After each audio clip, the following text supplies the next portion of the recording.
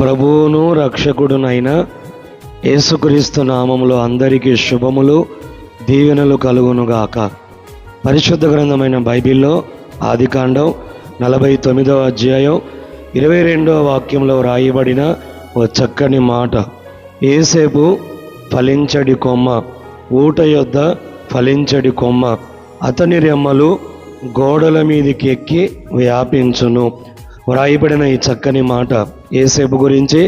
యేసేపు ఫలించడి కొమ్మ, ఊట యొద్ద ఫలించడి కొమ్మ, అతడు గోడలు ఎక్కి వ్యాపిస్తాడు అని లేఖనములో వ్రాయబడి ఉంది. మనల్ని గురించి కూడా పరిశుద్ధ గ్రంథంలో మనం గమనిస్తే రోమాపత్రిక 11:17లో అడవి ఒలీవ కొమ్మవైన నిన్ను నన్ను దేవుడు సంఘముతో అంటుకట్టినట్లుగా ఆ లేఖనంలో చూస్తున్నాం. ఆ చోట రాయబడినటువంటి అడవి ఒలీవ కొమ్మ ఎవరో కాదు, మనమే. లోకముల నుంచి దేవుడు వేరుపరిచారు. 80వ కీర్తన 15వ వాక్యంలో రాయబడి ఉంది, నీవు ఏర్పరచుకొనిన కొమ్మ, ఇది దైవ సేవకులకు సాదృశ్యం. నిర్గమాకాండం 25:32లో రాయబడి ఉంది, దీపవృక్షం అనబడే ఆ దీపవృక్షంలో 6 కొమ్మలు, అటు 3 కొమ్మలు ఇటు 3 కొమ్మలు, మధ్యలో ప్రకాండం ఉంటుంది. ఇది సంఘానికి సాదృశ్యం.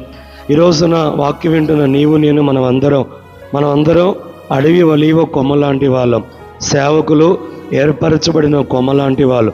ఇక సంఘ సహవాసంలో ఉన్న ప్రతివారు దీపవృక్షంలో కొమ్మలు ఉండినట్లుగా మనమందరం కొమ్మలకు సాదృశ్యం. యేసేపు ఫలించడు కొమ్మ అని బైబిల్లో రాయబడి ఉంది. వాక్యం వింటున్న దేవుని ప్రజలారా, నీవు నేను యేసేపులాగా ఫలించడు కొమ్మలాగా ఉండాలి. అది ఊట యొద్ద ఫలించడు కొమ్మ. ఆ ఊట ఎవరో కాదు, మన ప్రభు అయిన యేసుక్రీస్తే. ఆయన జీవజలపు ఊట. ఆయన దగ్గర మనం నిలిచి ఉంటే తప్పగా ఫలిస్తాం.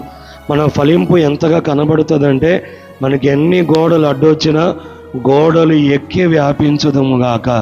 యేసేపును అడ్డుకోవడానికి ఎన్నో గోడలు అడ్డొచ్చాయి. యేసేపు అభివృద్ధి కనబడకుండా చేయడానికి ఎన్నో గోడలు అడ్డుకున్నాయి. యేసేపు జీవిత చరిత్రను 3 భాగాలుగా మనం ధ్యానం చేస్తే, ఒకటి అన్నదమ్ములు అనబడే గోడలు అడ్డుకున్నాయి. రెండవది పొతిఫరు భార్య అనబడే పాపపు గోడ అడ్డుకున్నట్లు లేఖనంలో చూస్తాం. మూడవది చెరసాల అనబడే గోడలు యేసేపు అభివృద్ధిని అడ్డుకున్నట్లుగా లేఖనంలో చూస్తాం. ఈ 3 మాటలు మనం ధ్యానిస్తే, యేసేపు జీవిత చరిత్రలో మొదటిగా అడ్డుగా వచ్చిన గోడ అన్నదమ్ములు అనబడే గోడ, బంధువులు అనబడే గోడ. బైబిల్లో దీని గురించి కొంచెం లేఖనంలో గమనిస్తే 88వ కీర్తన 18వ వాక్యంలో, చీకటియే నాకు బంధువర్గమాయను, చీకటి నాకు బంధువుగా మారిందని కీర్తనకారుడు చెప్తున్నాడు. ఆ చీకట్లో ఏమున్నాయి? 91వ కీర్తన 6వ వాక్యంలో, చీకటిలో సంచరించే తెగుళ్ళు, రోగాలు. ఈ రోజున చాలామందిని అడ్డుకునేది ఆ బంధువులు అనబడే గోడ, రోగాలు, చీకటి. మళ్ళీ పైకి ఎదగనివ్వకుండా ఆరోగ్యాన్ని పాడు చేస్తున్నటువంటి గోడ ఒకటి ఉంది. అది బంధువులనే గోడ. అది రోగాలు కావచ్చు, చీకటి కావచ్చు.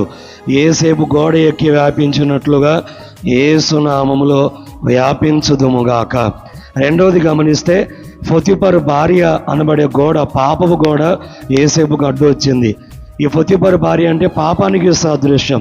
మనల్ని అడ్డుకుంటూ ఉంటుంది, మన అభివృద్ధిని ఎదగనివ్వకుండా పాడు చేయడానికి.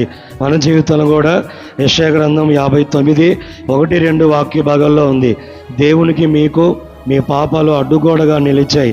జకర్యా గ్రంథం 3:2లో సాతాను కూడా ఫిర్యాదు చేస్తాడు. ఇదిగో ప్రధాన యాజకుడిని యెహోషువ మలిన వస్త్రాలు ధరించాడు, అతడు తప్పు చేశాడు, పాపం చేశాడని నేరారోపణ చేస్తాడు. అప్పుడు దేవదూత, ఇతడు అగ్నిలోంచి తీయబడిన కొరిమిలాగా ఉన్నాడు అని ఆ సాతాను గద్దించినట్లు లేఖనంలో చూస్తాం. దేవునికి మనకు అడ్డుగా వచ్చేటివి పాపమనబడే గోడ.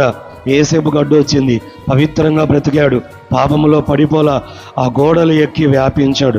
మూడవది గమనిస్తే, చెరసాల గోడలు, అపనిందలు, అవమానాలు.